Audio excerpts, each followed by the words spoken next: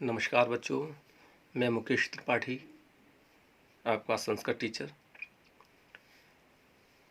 आप लोगों का लेसन नंबर 3 ये है नीति वचनानी। नीति वचनानी आप लोग क्लास 7th में पढ़ चुके होंगे इसे। नीति वचनानी, नीति वचनानी का मतलब होता है, नीति का मतलब होता है नीति से कोई नीति के वचन। और आप लोगों को मैंने बताया भी होगा, आप लोग अगर ध्यान दें तो नीति का मतलब होता है योजना। नीति का मतलब योजना। अगर हम किसी योजना के तहत चलते हैं तो हम उस कार्य में सफल हो जाते हैं। तो यही नीति वचन है। इसमें 6 श्लोक हैं। इन श्लोकों को, ये श्लोक मैंने आप लोगों को सुभाषितानि, नीति श्लोकाः और कई ऐसे जो श्लोक आए हैं, मैंने आप लोगों को केवल एक ही बात बताई कि ये श्लोक केवल आप लोगों के संस्कृत क्लास तक ही नहीं है कि आज क्लास 8th पढ़ रहे हैं तो केवल यहीं पढ़ लिए और यहीं छोड़ दिया। ये हमें अपने जीवन में भी इनका प्रभाव काफ़ी देखने को प्राप्त होता है। ये हमें अपने आचरण में भी लाने चाहिए, ला सकते हैं तो, क्योंकि ये हमें नीति पर ले जाने वाले हैं, सन्मार्ग पर ले जाने वाले हैं, अच्छे मार्ग पर ले जाने वाले हैं। तो सबसे पहला श्लोक है, इसे आप लोग समझें। अभिवादनशीलस्य नित्यं वृद्धोपसेविनः चत्वारि तस्य वर्धन्ते आयुर्विद्या यशोबलम। इसमें बताया जो व्यक्ति सुशील और विनम्र होते हैं, अभिवादनशीलस्य नित्यं वृद्धोपसेविनः, अभिवादनशीलस्य, जो व्यक्ति सुशील और विनम्र होते हैं, बड़े नम्र होते हैं, और बड़ों का अभिवादन, वृद्धो कहते हैं बड़े बुजुर्ग लोग, हमसे जो उम्र में बड़े हैं, नित्यम वृद्धो, जो नित्य उन बुजुर्गों का, नित्यम वृद्धो पसेविना, बड़ों का अभिवादन व सम्मान करने वाले होते हैं, उन लोगों के क्या बढ़ते हैं? 4 चीजें बढ़ती हैं। कौन सी चीजें बढ़ती हैं? 4 चीजें। चत्वारि तस्य वर्धन्ते, 4 चीजें बढ़ती हैं। क्या? आयुर्विद्या यशो बलम, सबसे पहले उसकी बढ़ती है आयु। जो अपने बुजुर्गों को, जो अपने माता पिता और भी जो अपने हमारे बुजुर्ग हैं, हमारे बड़े हैं, उनका जो सम्मान करते हैं, क्योंकि हम बड़ों का सम्मान करेंगे तो जो उनका आशीर्वादात्मक जो वचन निकलेगा, आशीर्वादात्मक जो भी शब्द निकलेंगे उनके मुख से, तो वही हमारे लिए कल्याणकारी होते हैं। आपने देखा होगा, सबसे पहला इसमें दिया चत्वारि तस्य वर्धन्ते, जो अपने सम्मान करते हैं उनका सबसे पहला क्या बढ़ता है? आयु बढ़ती है उनकी। दूसरी क्या बढ़ती है? आयु। जैसे आप लोगों ने देखा होगा, किसी को आप नमस्कार करते हो, प्रणाम करते हो, या जैसा भी आपका तरीका है अभिवादन, क्योंकि अभिवादन करने का सबका अलग अलग, हर एक का अलग अलग तरीका होता है अभिवादन करने का।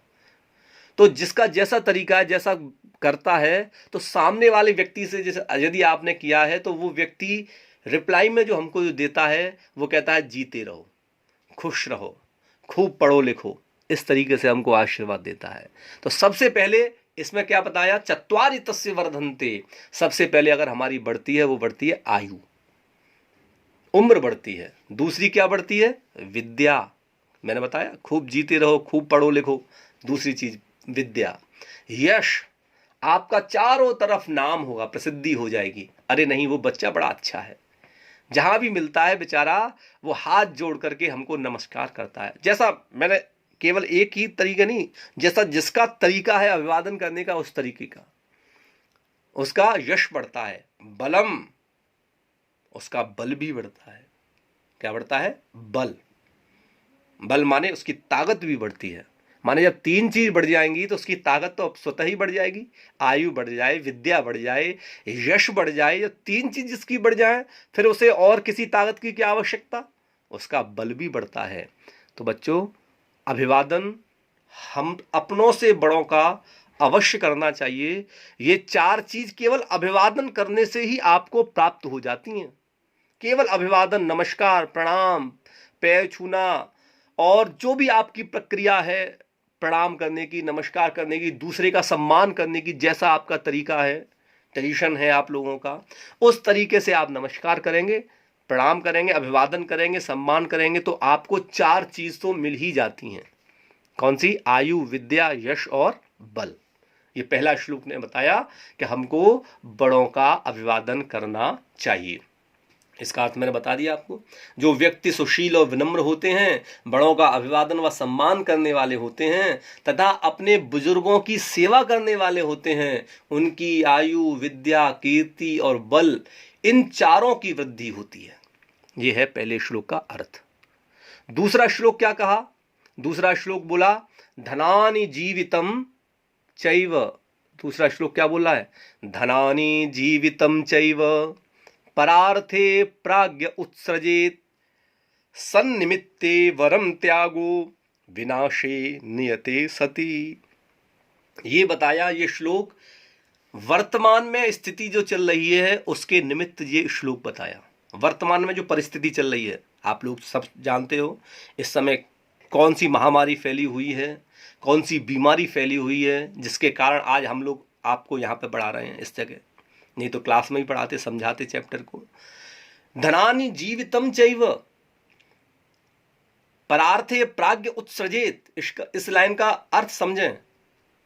एक बुद्धिमान और धनवान व्यक्ति को, धनानि जीवितम चैव, एक बुद्धिमान और धनवान व्यक्ति को संकटग्रस्त लोगों की प्राण रक्षा के हेतु सन्निमित्ते वरम त्यागो विनाशे नियते सती।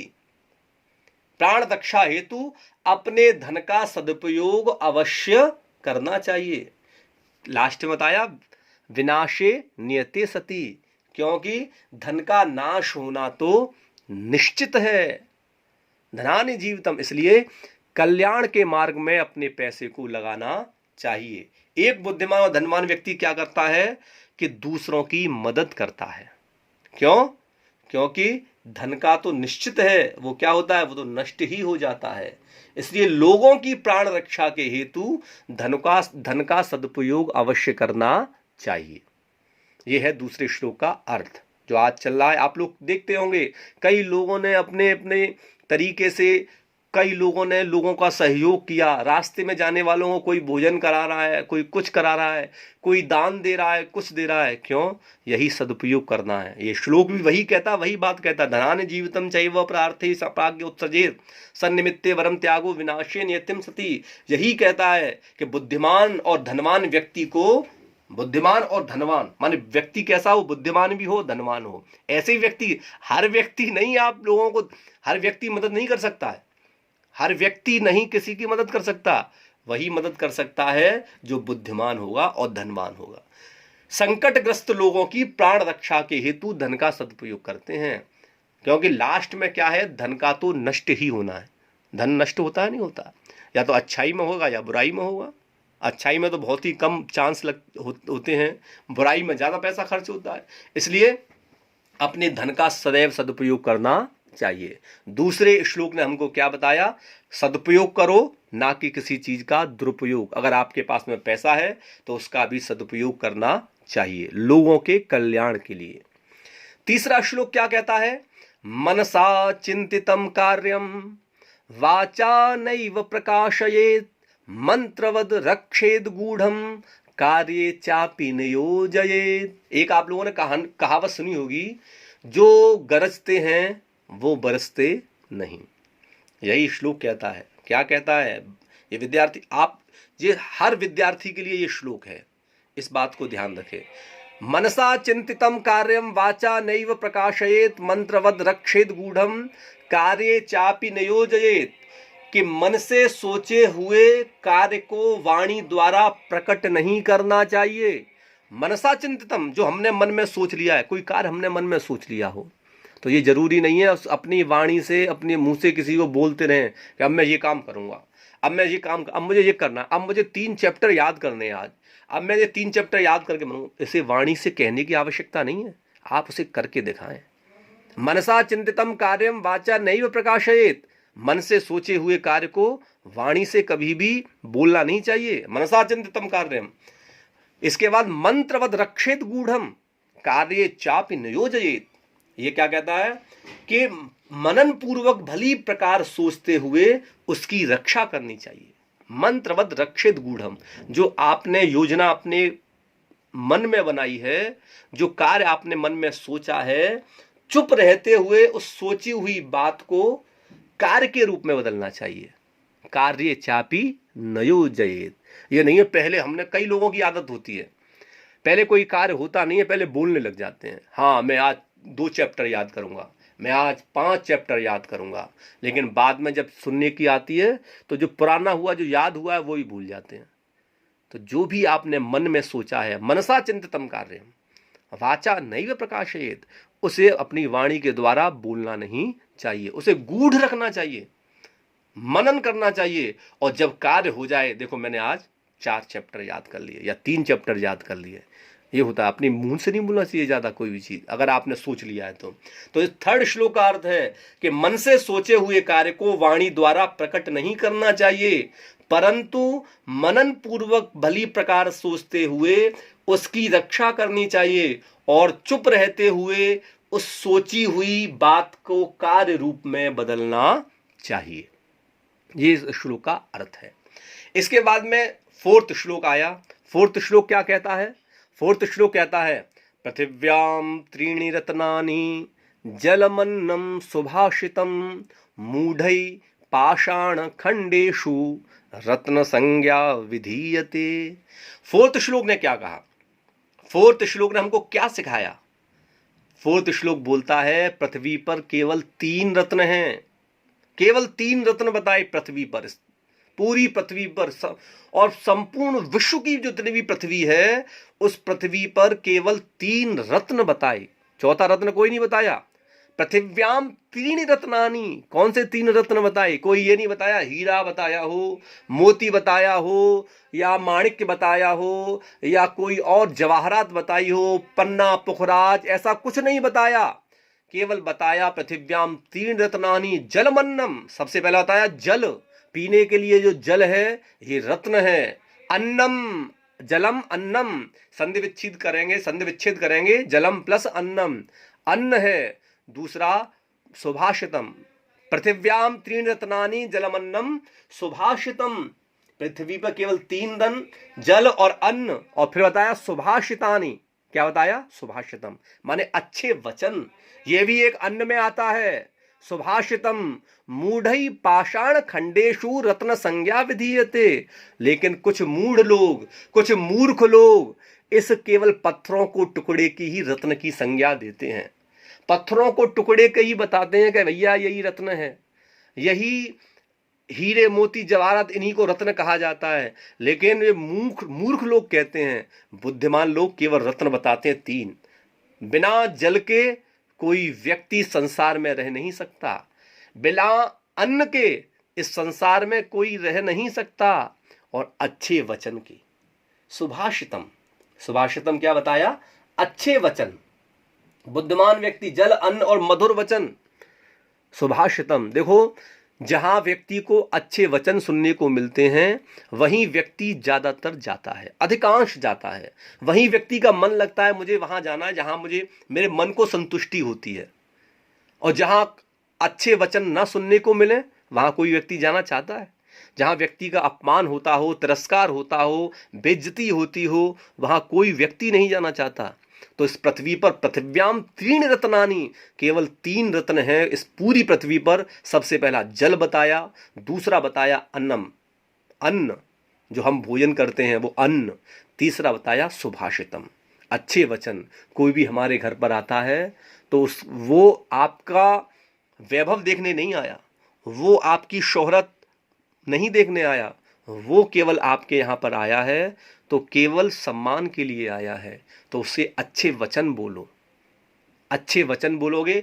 ये जरूरी नहीं है इस दुनिया में, आप लोग, मैंने बताया भी कई बार 7th क्लास में आप लोगों को पढ़ाया है तो, कि कई लोग ऐसे होते हैं कि किसी के यहाँ जाओ और 56 प्रकार के व्यंजन रख दे, भोग लगा करके रख दे तुम्हारे पास में, और 2 मिनट सीधे मुंह तुमसे बात नहीं करे, तो वो 56 प्रकार के व्यंजन आपको अच्छे नहीं लगेंगे। लेकिन एक व्यक्ति है जो बेचारा, तुम बैठे हो, तुम आए और तुम्हारे बड़ा आओ भगत करी और बहुत अच्छा सत्कार किया, उसके पास में आप भी समय निकालोगे, उसके पास में मन भी लगेगा।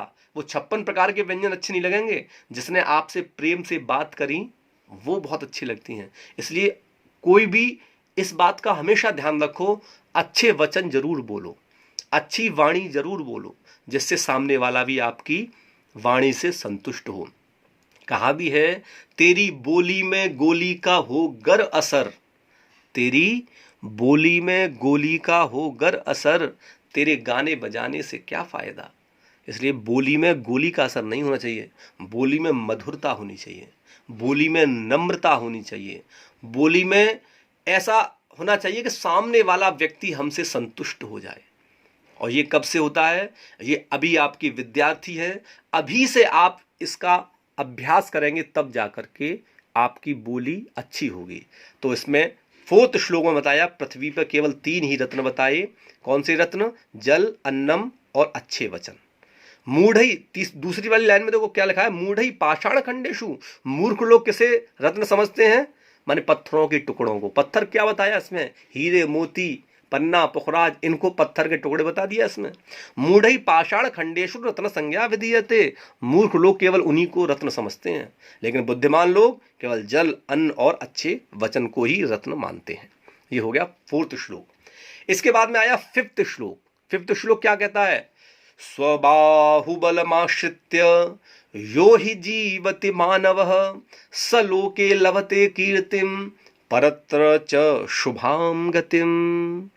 ये बताया इसमें कि जो मनुष्य अपने पराक्रम बाहुबल से जीवित रहता है, अपने पराक्रम से, अपने परिश्रम से, अपनी बुद्धिमत्ता से जो व्यक्ति जीवित रहता है संसार में, जीवति मानव, जो जीवित रहता है, स लोके लभते कीर्तिम, वो क्या कर प्राप्त करता है? वो संसार में कीर्ति को, प्रसिद्धि को प्राप्त करता है। तथा परत्र च शुभाम गतिम, और जब परलोक को जाता है तो उसकी अच्छी गति होती है। तो जीवन में ये भी प्रयास करना चाहिए, किसी के ऊपर निर्भर ना रह करके केवल अपने बाहुबल, अपने पराक्रम का मतलब हो गया परिश्रम के बल पर ही सदैव जीवित रहना चाहिए, अपने परिश्रम पर ही विश्वास रखना चाहिए। स्व बाहुबल माश्रित्य, इसमें पहलवान से तात्पर्य नहीं आया कि नहीं बहुत बड़े पहलवान बन जाओ तभी अपने पराक्रम से जीवित रह पाओगे। तो स्व बाहुबल माश्रित्य का मतलब हो गया, बाहुबल माने अपने ऊपर विश्वास करके ही जो व्यक्ति जीवित रहता है वो इस लोक में भी सफलता प्राप्त करता है, परलोक में भी सफलता प्राप्त, अच्छी गति को प्राप्त करता है।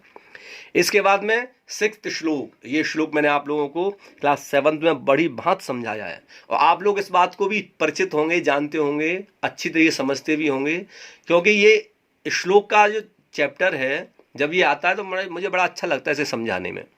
और ये नहीं है 20-25 मिनट में समझाने में, लेकिन ये आप लोग सामने नहीं हो, वीडियो के द्वारा मैं आप लोगों को समझा रहा हूँ, नहीं तो इसे दो पीरियड ले जाता है आप लोगों को ध्यान हो तो, क्योंकि एक एक श्लोक में बड़ा समय लगता है समझाने में, और मुझे बड़ा अच्छा भी लगता है आप लोगों को समझाने में ऐसा इन श्लोकों को। तो लास्ट वाला श्लोक क्या आया? लास्ट वाला श्लोक कहता है, मातृवत परदारेषु परद्रव्येषु लोष्ठवत आत्मवत सर्वभूतेषु यह पश्यति सह पंडितः। लास्ट श्लोक आप लोग समझ चुके हो कौन सा श्लोक है? लास्ट श्लोक है जो मातृवत परदारेषु, जो पराई स्त्री को माता के ये बताया, यह पश्यति सह पंडितः। ज्ञानी कौन होता है? मैंने आप लोगों को समझाया था उस समय 7th में। ज्ञानी कौन होता है? हम ज्ञानी किसे कहते हैं? क्या ज्ञानी वह व्यक्ति होता है जो ज्यादा पढ़ा लिखा हो? क्या ज्ञानी वो व्यक्ति होता है जिसके पास में धन अधिक हो? क्या ज्ञानी वह होता है जो बहुत ज्यादा दान करता हो? क्या ज्ञानी ये होता है जो बहुत ज्यादा सुंदर हो? इसमें ज्ञानी की परिभाषा ही चेंज कर दी है, बदल दी है। कौन ज्ञानी बताया? पंडितः का मतलब मैंने अभी, पंडितः का मतलब क्या होता है? ज्ञानवान से। तो बताया मातृवत परदारेषु, ज्ञानी वह व्यक्ति होता है जो पराई स्त्री को माता के समान समझता है। पहला लक्षण ज्ञानी का, मातृवत परदारेषु, पराई स्त्री को मां के समान जो समझता है। परद्रव्येषु लोष्ठवत, और जो दूसरे के धन को मिट्टी के समान समझता है। कैसा? मिट्टी के समान। किसी का कितना भी हीरे मोती जवाहरात पैसा क्यों ना पड़ा हो, लेकिन उसके पैसे को कैसा समझना चाहिए? मिट्टी के समान। केवल अपने परिश्रम के पैसे को ही अपना समझना चाहिए, दूसरे के पैसे को हमेशा मिट्टी के समान समझना चाहिए, खराब समझना चाहिए, बेकार समझना चाहिए। दूसरे के धन पर कभी भी अपनी नजर नहीं रखनी चाहिए। देख पराई चूपड़ी मत ललचावे जीव, माने दूसरे की चुपड़ी हुई रोटी को देख करके ललचाना नहीं चाहिए। अरे वो उसके प्रारब्ध से मिला है, यही बताया। परद्रव्येषु नोष्टवत्, दूसरे के धन को देख करके कभी भी अपने अंदर ईर्ष्या की भावना भी लाना चाहिए, वो पैसा वाला मैं कैसा नहीं। वो उसने परिश्रम किया, इसलिए आप परिश्रम कर रहे हो। हाँ ये बात है, कोई ईमानदारी से कमाता है, कोई बेईमानी से कमाता है, लेकिन ईमानदारी का हमेशा साथ रहना चाहिए, ईमानदारी से ही कार्य को करना चाहिए। पर द्रव्येषु लोष्टवत्, दूसरे के धन को सदैव कैसा समझे? मिट्टी के समान। तीसरी लाइन क्या कहता है? ज्ञानी कौन होता है? आत्मवत् सर्वभूतेषु, जो सभी लोगों को अपने समान समझता है। आत्मवत् सर्वभूतेषु, जो सभी को अपने समान। देखो, जब मैं सबको अपने समान समझूंगा तो मैं कभी किसी का बुरा कर ही नहीं सकता। सबको अपने समान समझूंगा और मैं सबको पराया समझूंगा, सबको दूसरा समझूंगा, तो उसके बारे में अपशब्द भी कहूंगा, उसके बारे में उल्टा सीधा भी कहूंगा, उसकी बुराई भी करूंगा। लेकिन ये लाइन क्या कहती है? आत्मवत् सर्वभूतेषु, सबको अपने समान समझना चाहिए। लास्ट वाली लाइन, यह पश्यति सह पंडितः, जो ऐसा देखता है वही ज्ञानी होता है। तो ज्ञानी की परिभाषा इसमें बताई कि जो पराई स्त्री को माता के समान समझता है, दूसरे के धन को मिट्टी के समान समझता है, और जो सबको अपने समान समझता है, जो ऐसा देखता है वही ज्ञानी होता है। ये मैंने आप लोगों को नीति वचनानी के चैप्टर 3 के 6 श्लोकों को समझा दिया। इन श्लोकों को आप अच्छी तरह समझ भी गए होंगे। इन श्लोकों को अपने जीवन में धारण भी करना, जो भी अच्छी बातें हैं आप लोगों के इन श्लोकों की। इसमें आप लोगों को जो हिंदी अर्थ करना है, मैं आप लोगों को PDF भेजूंगा, तो PDF में हिंदी अर्थ भी लिख दूंगा, और मैंने समझा भी दिया है, आप लोग कर भी सकते हैं वैसे, नहीं तो PDF में मैं हिंदी अर्थ लिख दूंगा। तो सबसे पहला श्लोक है अभिवादनशीलस्य, इस श्लोक का हिंदी अर्थ लिखना। लगातार जो 3 श्लोक हैं इनका हिंदी अर्थ लिख लेना। अभिवादनशीलस्य नित्यं वृद्धोपसेविनः चत्वारि तस्य वर्धन्ते आयुर्विद्या यशोबलम। दूसरा श्लोक, धनानि जीवितं चैव परार्थे प्राज्ञ उत्सर्जेत सन्निमित्ते वरम त्यागो विनाशे नियते सति। थर्ड श्लोक, मनसा चिंतितं कार्यं वाचा नैव प्रकाशयेत मंत्रवद रक्षेद गूढ़ं कार्ये चापि न योजयेत। ये 3 श्लोकों का हिंदी अर्थ आप लोगों को अपनी कॉपी पे लिखना है। इसके बाद में क्वेश्चन आंसर हैं, जो आप लोगों को समझा देता हूं, फिर आप PDF भेज ही दूंगा आपके पास में, आप लोग लिख सकते हैं। सबसे पहला प्रश्न है कि चत्वारि कस्य वर्धन्ते, माने 4 चीजें किससे बढ़ती हैं? किससे बढ़ती हैं? अभिवादनशीलस्य, है ना। तो कस्य को उसमें कट कर देना, पूरा आंसर हो जाएगा चत्वारि अभिवादनस्य वर्धन्ते, माने 4 चीजें अभिवादन से बढ़ती हैं। प्राज्ञः किम उत्सृजेत, प्राज्ञः किम उत्सृजेत, तो इसका किम को कट करके लिख देना परार्थे, माने बुद्धिमान व्यक्ति दूसरे के कल्याण के लिए ही तो जीवित रहता है, दूसरे के धन को सदुपयोग करने के लिए तो रहता है। तो प्राज्ञः किम उत्सृजेत, तो प्राज्ञः किम को कट करके परार्थे उत्सृजेत। इसके बाद में पृथिव्याम 3 रत्नानि कानि सन्ति, तो पृथ्वी पर 3 रत्न कौन से हैं? तो इसमें कानी को कट कर देना आप लोग, इसमें हो जाएगा आंसर पृथिव्याम 3 रत्नानि जलम अन्नम सुभाषितम च सन्ति, ये पूरा आंसर हो जाएगा। इसके बाद में कह लोके कीर्तिम लभते, कौन इस लोक में कीर्ति को प्राप्त करता है? तो कह की जगह लिख देना सह, सह स्वबाहुबल माश्रित्य यो ही जीवति मानवः लोके, क्वेश्चन में से लोके कीर्तिम लभते, जो अपने बाहुबल से जो जीवित रहता है मनुष्य, वही इस लोक में कीर्ति को प्राप्त करता है। पंडितः कः भवति, आप लोगों को पता होगा, ये लिख पा चुका हूं मैं। ज्ञानी कौन होता है? यह परदारेषु मात्रवत् परद्रव्येषु लोष्टवत् सर्वभूतेषु च आत्मवत् यह पश्यति सह पंडितः भवति। जो पराई स्त्री को माता के समान, दूसरे के धन को मिट्टी के समान और सबको अपने समान समझता है, जो ऐसा देखता है वही ज्ञानी होता है। इसके बाद वृद्धोपसेविनः, तो वृद्धोपसेविनः का संधि विग्रह क्या करना है, तो वृद्ध प्लस उपसेविनः। इसके बाद चैव, च प्लस एव हो जाएगा। फिर है इसमें देखो लिखा हुआ है चापी, च प्लस अपि, परार्थे पर प्लस अर्थे, सन्निमित्ते सन्निमित्ते सत प्लस निमित्ते। आप लोगों ने हिंदी लैंग्वेज में पढ़ा होगा, पांचवा वर्ग हो जाता है, क्या हो जाता है, न हो जाता है। तो सत निमित्ते त थ द ध न, तो सत निमित्ते आएगा यहाँ पर। रिक्त स्थानों की पूर्ति कीजिए। सबसे पहला श्लोक है ये, फिल इन द ब्लैंक्स में, अभिवादनशीलस्य नित्यम वृद्धोपसेविनः। इसके बाद में सेकंड श्लोक, सन्निमित्ते वरम त्यागो विनाशे नियते सती। ये थर्ड श्लोक आप लोग देख लेना, 6th वाला श्लोक है आपकी बुक में, इसी बुक में। इसके बाद में 4th वाला जो फिल इन द ब्लैंक्स है वो, पृथिव्याम त्रीणि रत्नानि जलमन्नम सुभाषितम। 5th वाला, स्वबाहुबलमाश्रित्य यो हि जीवति मानवः। आप लोगों को जो कॉपी में करना है वो श्लोक, जो 3 श्लोक हैं उसका हिंदी और जो PDF बना के भेज दूंगा, आप लोग लिख लेना। क्वेश्चन आंसर ये जो मैंने बताए हैं, और संधि विच्छेद, यही संधि विग्रह आप लोगों को कॉपी में करना है। आज के लिए इतना ही, धन्यवाद। स्वस्थ रहें और मस्त रहें।